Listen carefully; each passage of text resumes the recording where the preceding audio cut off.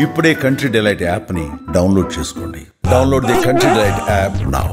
మనం ఇప్పుడైతే విజయనగరం జిల్లా భోగపురం మండలం ముక్కం గ్రామంలో ఉన్నాము. ఇక్కడ చూసారంటే అంటే మోంతా తుఫాన్ ప్రభావంతో సముద్రం 10 కిలోమీటర్ల ముందుకు వచ్చింది. అలానే ఇక్కడ ఎవరైతే అధికారులు ఉన్నారో వాళ్ళైతే 8 శాఖల సమన్వయంతో అధికారులు అయితే అప్రమత్తమయ్యారు. అంతేకాకుండా ఈ సముద్ర తీర ప్రాంతాల్లో ఉన్న ప్రజలను పునరావాస కేంద్రాలకు తరలించారు. ఇవి 3 రోజుల పాటు ఈ వర్షాలు అధికంగా కురుస్తున్న నేపథ్యంలో ప్రజలను అయితే అప్రమత్తం చేశారు. అంతేకాకుండా ఎవరైతే ఉన్నారో అధికారులు కూడా ఇటు మన విజువల్స్ చూస్తున్నట్టయితే ఇక్కడ సముద్రం అయితే 10 కిలోమీటర్ల ముందుకు వచ్చింది. అంతే ఇక్కడ చేపల వేటను కూడా నిషేధించారు.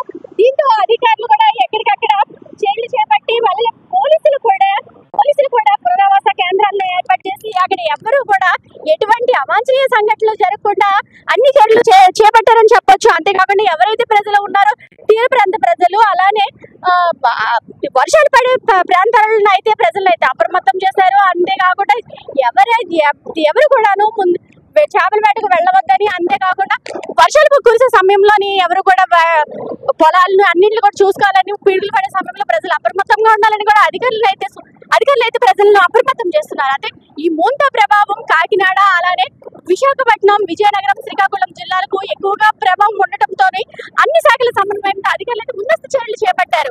అలానే మంత్రి కొండపల్లి శ్రీనివాస్ కూడా ఇక్కడ అధికారులను ఎప్పటికప్పుడు సమాచారం తీసుకుంటున్నారు, ప్రజలను అప్రమత్తం చేస్తున్నారు. ఎటువంటి సంఘటనలు కూడా జరగకుండా గతంలో జరిగిన అనుభవంతో ఈసారి ఈ మోంతా తుఫాన్ ప్రభావం ఎక్కువ ప్రజలపై ఉండకూడదని ముందస్తు జాగ్రత్తలు తీసుకున్నారని చెప్పొచ్చు. ఈ మోంతా తుఫాన్ వల్ల ప్రజలందరినీ కూడా అప్రమత్తం చేయడం జరిగింది. ఏదైతే ఈ మోంతా తుఫాన్ సంబంధించి వాతావరణ శాఖ గత 4-5 రోజుల క్రితం హెచ్చరించడం వల్ల మరి వైఎస్ఆర్ కాంగ్రెస్ పార్టీ మా క్యాడర్ అంతా కూడా గ్రామాల్లో పర్యటించి మరి అందరినీ కూడా మరి సముద్రంకి వెళ్ళినటువంటి ఎవరైనా ఆల్రెడీ వేటకెళ్ళి ఉన్నటువంటి అందరినీ కూడా వెనక రప్పించడం, అలాగే ఉన్నటువంటి ఎవరిని కూడా వేటకి వెళ్లకుండా మత్స్యకార సోదరులు ఎవరిని కూడా వేటకి వెళ్లకుండా కూడా చేయడం జరిగింది.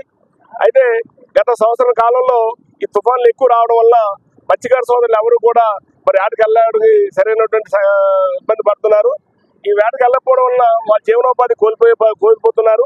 అలాగే ప్రభుత్వం కూడా మరి గతంలో మత్స్యకార భరోసా కూడా కొంత అడుగులైనప్పుడు చాలా మంది కూడా ఇవ్వకుండా ఉండిపోయింది. ఇప్పుడు ఈ పరిస్థితిలో చాలా ఇబ్బంది పడే పరిస్థితి మత్స్యకార సోదరులు ఉన్నారు కాబట్టి ప్రభుత్వం వెంటనే ఆర్థికంగా ఈ మత్స్యకార సోదరులందరినీ కూడా ఆదుకోవాలని చెప్పి కోరుకున్నాం. అలాగే మరి ప్రజలందరూ కూడా మరి వాళ్ళకి కావాలన్నటువంటి మౌలిక సదుపాయాలు కూడా మరి ప్రభుత్వ యంత్రాంగం మరి ఎంపీడీఓ గారు కానీ, తహసీల్దార్ గారు కానీ, మండల స్పెషల్ ఆఫీసర్ కానీ ఇప్పటికే గ్రామాల్లో ఉన్నటువంటి సచివాలయ సిబ్బందిని కానీ అందరూ కూడా అలర్ట్ చేసి వీళ్ళకి మంచి అంటే తాటాకిల్లో ఉండకుండా అందరినీ కూడా మరి స్లాబ్ ఇంట్లో ఉండేటట్టు ఏర్పాటు చేయడం జరిగింది. ఇంకా అత్యవసర పరిస్థితి వస్తే వీళ్ళకి సైక్లోన్ సెంటర్స్ కూడా మరి లో కూడా పెట్టడానికి కూడా సిద్ధంగా ఉన్నది. మనం ముందుకెళ్లే దిశగా ప్రతి చర్య తీసుకోవాలన్నది ఎన్డీఏ కూటమి ప్రభుత్వం తాలూకా లక్ష్యం. మాకు విస్తృత స్థాయిలో కాన్ఫరెన్స్ కాల్స్ జరుగుతున్నాయి.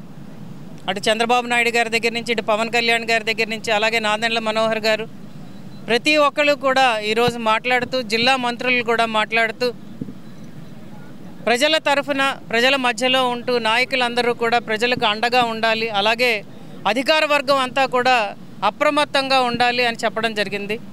మన పూసపాటిరేగ, డెంకాడ, భోగాపురం, నెల్లిమర్ల మండలాల్లో హెవీ విండ్స్ ఎక్కడెక్కడ వస్తాయన్న లిస్టును కూడా ఈరోజు మనం ప్రిపేర్ చేసుకోవడం జరిగింది. ఆ ప్రాంతాల్లో కూడా ప్రత్యేకమైన చర్యలు చేపట్టడం జరిగింది.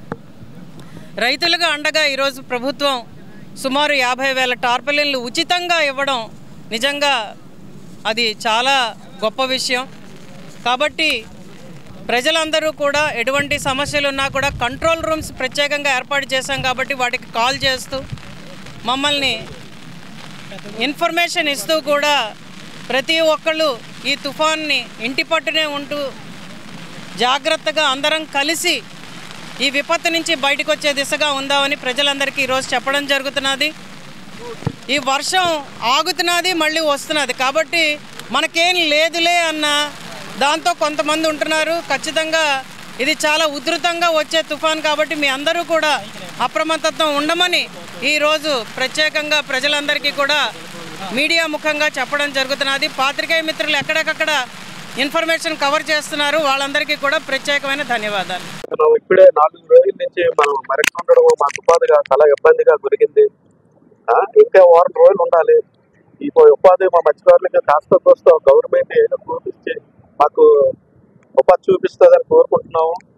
నెక్స్ట్ కిందటి గవర్నమెంట్ ఏమి చేసిందంటే 20 కేజీల ఒక మాకు రైస్ ఇవ్వడం జరిగింది. ఆ 20 కేజీల రైస్ తోటి ఎటువంటి తుఫాన్లు వచ్చినా ఏటి వచ్చినా మేము ఇదంతా సాల్వ్ చేసుకుని కొద్దిగా ఇంట్లో మేము ఎండుకొని తిని పోషకారం చేసుకున్నాము.